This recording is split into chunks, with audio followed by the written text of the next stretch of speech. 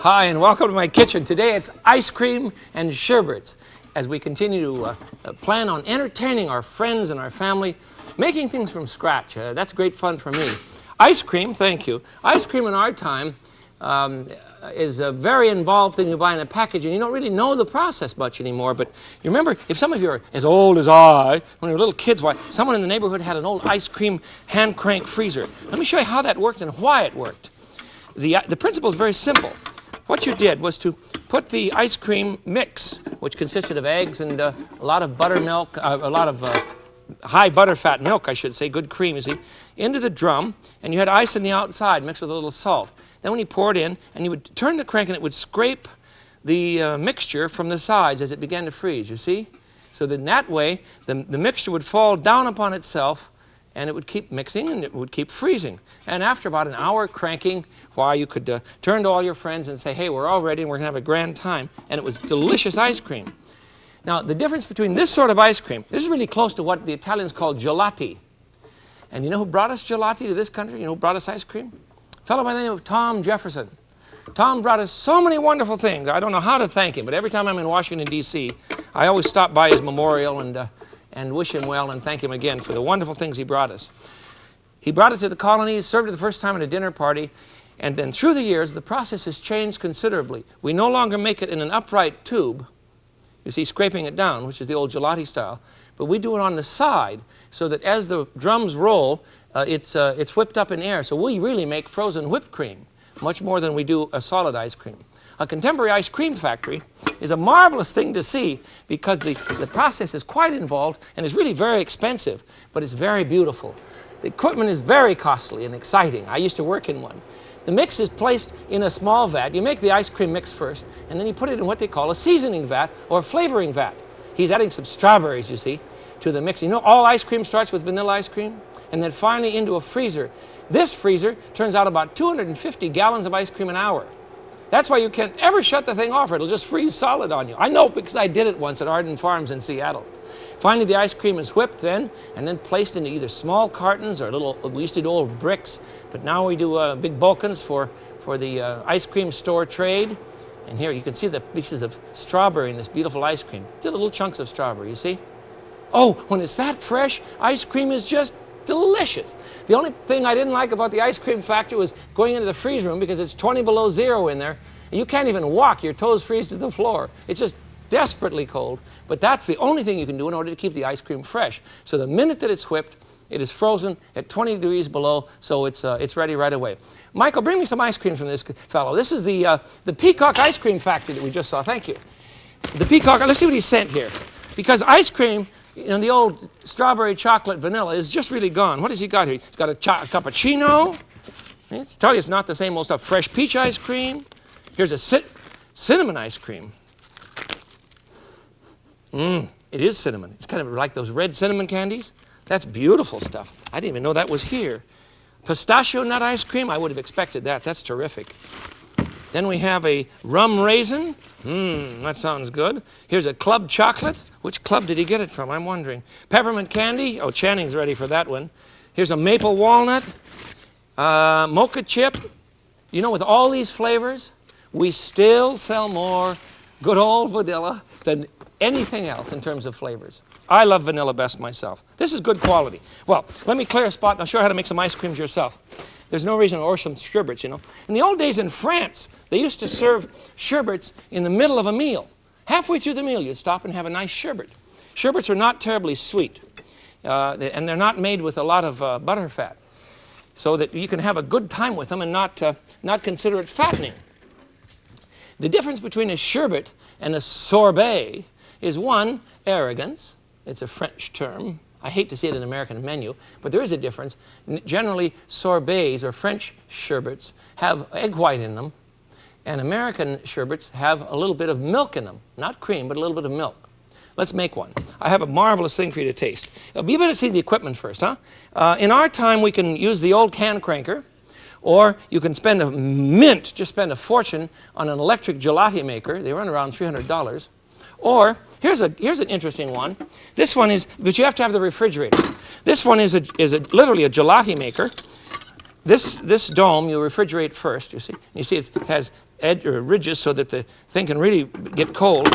And then you put the blade in, and you see the blade works just like a regular gelati maker. It scrapes it off the sides. It does not roll it on its side. That's how you get air into it. In our country, legally, you can put 50% of air into your ice cream and up.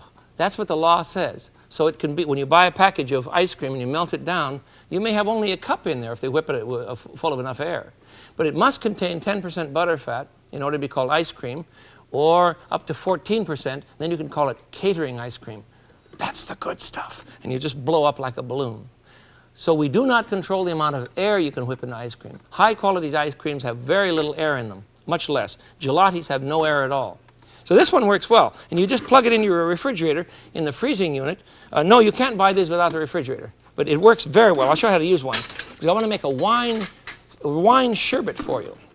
Let's see. No, I'm not putting, am I putting any milk in there? No. Yes, I am. Some cream in this one, so it is a sherbet, an American sherbet. First of all, we want a bowl, and I'm going to add 2 cups of very dry wine, dry white wine. You can add a dry Sauterne if you like, and if you're really wealthy and just crazy as a loon, you can use champagne. I say that because I developed this recipe for one of my restaurants years ago, and the fellow that wanted it for dinner wanted a champagne sherbet. And I told him it was too expensive to make. There's no reason to use good champagne. You can use Sauterne instead. Well, he wasn't happy with that. We did use the Sauterne. He absolutely loved the evening, and that's what I want you to do. Now, I'm going to add to this, to the 2 cups of Sauterne or dry white wine, the juice of 2 lemons and 1 orange. Got that? Then we need 1 cup of sugar. Here we are. 1 cup of sugar. And to that, we're going to add 1 cup of water. And then we're going to add half a cup of cream to flavor it. Or you can use milk. If you want a low-cal dessert, you can use a nice milk. Where's the cream? Here it is. I'm just going to use a little bit of cream here, handy. It makes a very rich one. There, that should do it. Now, you don't have to do a thing to this except to stir it and put it in the machine. If you're really wise, you'll chill this first, because the machine can only do so much, and it will quicken the process if you will refrigerate it first. Refrigerate this first, the bowl, the mix. That's the word we used to use. You know, I used to eat quarts and quarts of ice cream every night when I was, let's see, God, it was a while back, wasn't it? I was about 19, and I was a mix cook at Arden Farms in Seattle, and we made 20,000 gallons every day, every shift. It was wonderful fun. All right, so I'm going to put that. Ralph, will you trade machines with me? You've got the one out of the freezer already, and will you put this one back? Here you go. Thank you, sir. Got it? Hold on, now that's going to spill. You got it? Okay. Do you understand what we're doing? He took one out of the refrigerator. Yes, obviously I have another refrigerator down the hall, which is where it should be. And let's see how it came out. See how this came out. This is an interesting thing. Oh, it looks perfect. Let me get a spoon. What did I do with them? Here they are. It's very tender yet. It needs to sit a little bit longer in the freezer, and I don't want to use the word harden. I want to use the word cure, but I want to taste it now. Wine, lemon juice, orange juice, a little bit of sugar, a little bit of cream. Perfect. Somebody said you always say perfect at your recipes. I wouldn't lie to you. I wouldn't lie to you. It's grand because it cleanses the tongue, and this kind of thing you can serve in the middle of the meal.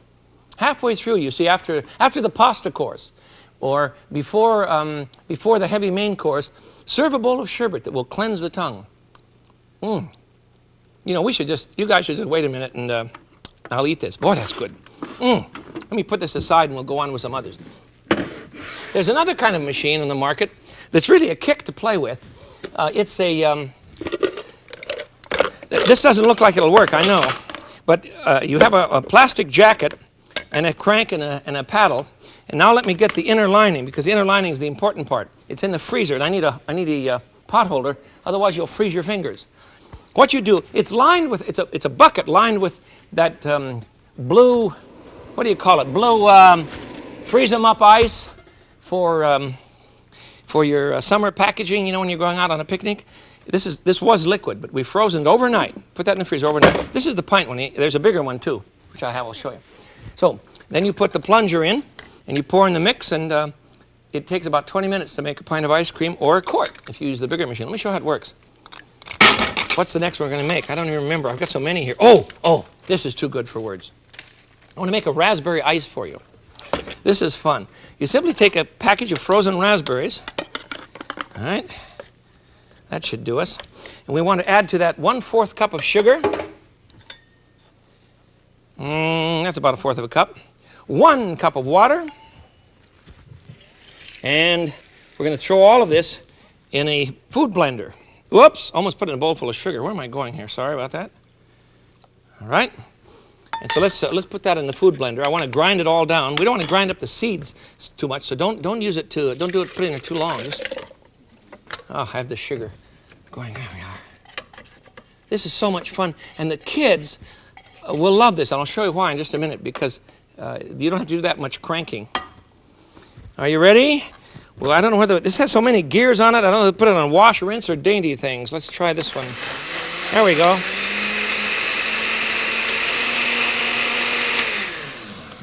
Doesn't take long, does it? There we go. That's fine.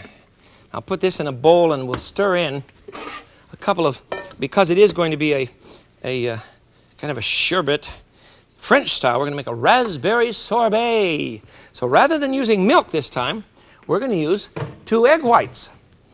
Who's got the egg whites? Here they are, the usual place. So we'll simply put in, that's 1, 2 egg whites. I've already whipped these ahead of time. Just stir them in gently. You don't need to do much to them. There we are. Don't whip them. Just fold them in. And if you don't get them all mixed up, don't worry about it. The machine itself will mix them up later. There. Now, we need to put this into the machine, and it's so tiny and so cute. This is the pint one, and I've made enough for you to put in the quart one, so I'm just going to add half of this because I want you to see how it works. I've already filled up the other 4 I have. There we are. Put the lid on this, and it comes with a crank. It's really kind of fun. These are made in Japan and imported in this country now, and you can find them in any gourmet shop and most department stores. Tell them you want the ice cream machine that does it all by itself. It doesn't need any ice at all. Okay, now we put the lid on. There we go. Have to lock that. There it is. Then we put the crank in, and then you turn it. Hold on there, you rascal. Got to get started. 1, and now it's ready. 2, 3. Back again. Now it's ready to go. About every 5 minutes, 3 minutes, you give it a few turns. You don't stand there and crank it. I have one ready for you that I made in a larger one, if I can guess which one it is. I see it. Aha. We will simply trade sides here. I think. Yes, it's this one. It's this one. Here's a quart of a raspberry. You can do it with strawberries too. Raspberry sorbet.